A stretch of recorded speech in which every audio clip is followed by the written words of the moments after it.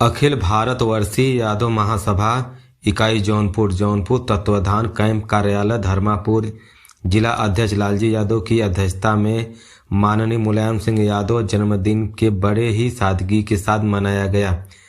जिला अध्यक्ष लालजी यादव ने बताया कि गरीबों और नौजवानों किसानों के मसीहा नेता माननीय मुलायम सिंह यादव रहे। नेताजी का जन्म 22 नवंबर 1939 को इटावा के सफाई गांव में किसान परिवार में हुआ था।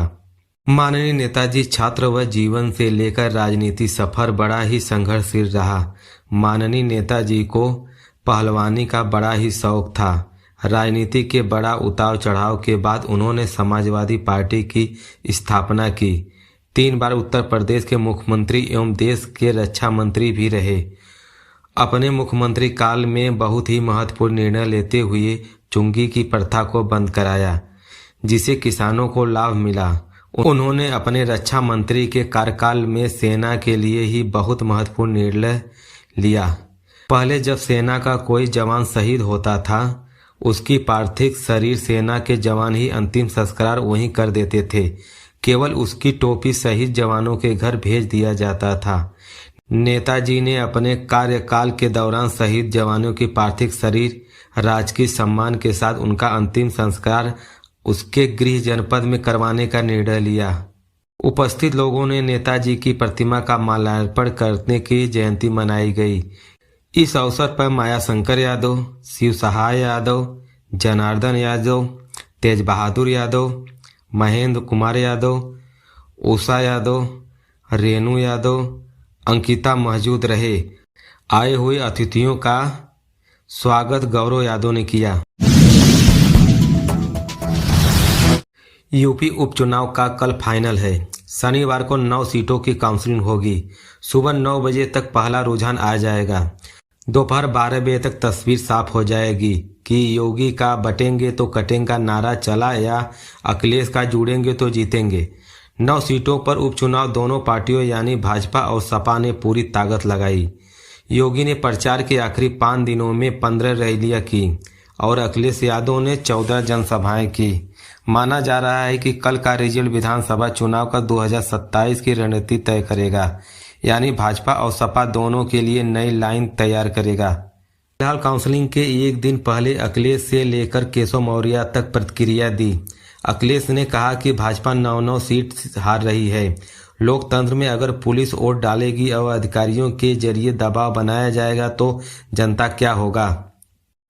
अखिलेश के इस बयान पर केशव मौर्य ने पलटवारा करते हुए कहा कि चुनाव हारने यानी कल नतीजे आने के बाद पटकथा आज ही तैयार कर रहे हैं।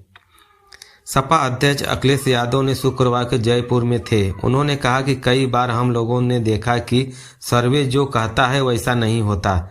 जनता बदलाव चाहती है। भाजपा हटे ये सभी चाहते हैं। जहां तक उत्तर प्रदेश की बात है, यह जनता का 9 सीट भाजपा को हरा रही है। डॉक्टर भीमराव अंबेडकर ने हमें एक वोट डालने को जो अधिकार दिया है उसे भी लोग छीनना चाहते हैं, ताकि सत्ता में आकर हमारे अन्य अधिकार भी छीन लें।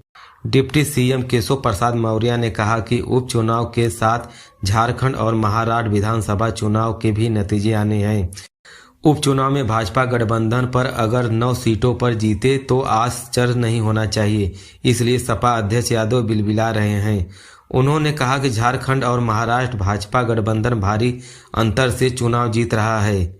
एग्जिट पोल से अच्छा परिणाम भाजपा के पक्ष में आएगा। सुप्रीम कोर्ट ने दिल्ली के प्रदूषण को लेकर शुक्रवार को दिल्ली की आप सरकार को फटकार लगाई।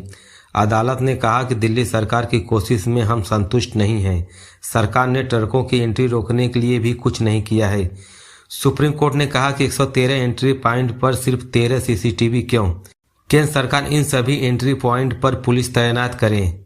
एक लीगल टीम बनाई जाए जो यह देखें कि वाईफाई वाहनों की एंट्री पर रोक लगाई जा रही है या नहीं। इसके लिए हम बार एसोसिएशन युवा वकीलों को तैनात करेंगे। दिल्ली के पूर्व सीएम और आम आदमी पार्टी संयोजक अरविंद केजरीवाल ने शुक्रवार को आपके रेवड़ी चर्चा और अभियान शुरू की। उन्होंने शुक्रवार को कहा कि दिल्ली विधानसभा चुनाव सिर पर है। हम आज से रेवड़ी पर चर्चा अभियान शुरुआत करने जा रहे हैं। पूरी दिल्ली में 65,000 मीटिंग की जाएंगी। हमारी सरकार के मुक्त 6 रेवड़ियों पर्चा वाला बांटेंगे। उन्होंने कहा कि हमने दिल्ली में बहुत काम किया है। हमने दिल्ली के लोगों को 6 मुख्य सुविधाएं रेवड़ियां दी हैं। हम दिल्ली के लोगों को पूछना चाहते हैं कि उन्हें रेवड़ियां चाहिए या नहीं। दिल्ली विधानसभा का मौजूदा कार्यकाल 23 फरवरी 2025 को खत्म हो रहा है। पिछला विधानसभा चुनाव फरवरी 2020 में हुआ था, जिसमें आम आदमी पार्टी के पूर्ण बहुमत हासिल किया था और 70 में 62 सीटें जीती थी। केजरीवाल ने कहा कि आप कार्यकर्ताओं को वोटर से पूछेंगे कि पिछले 10 सालों में भाजपा ने दिल्ली के लिए क्या किया, क्योंकि राष्ट्रीय राजधानी आधा राज्य है। यहाँ केंद्र सरकार के पास उतनी ही शक्तियाँ हैं जितने हमारे पास हैं। भाजपा 20 राज्यों में सत्ता में है और एक भी राज्य में वो ये रेवड़ियां नहीं देती है। ऐसा इसलिए क्योंकि उसका इरादा यही नहीं है। केवल आप ही जानते हैं कि सुविधाएं कैसे दी जाती हैं। भाजपा ने केवल दिल्ली सरकार के कामों को रोका है।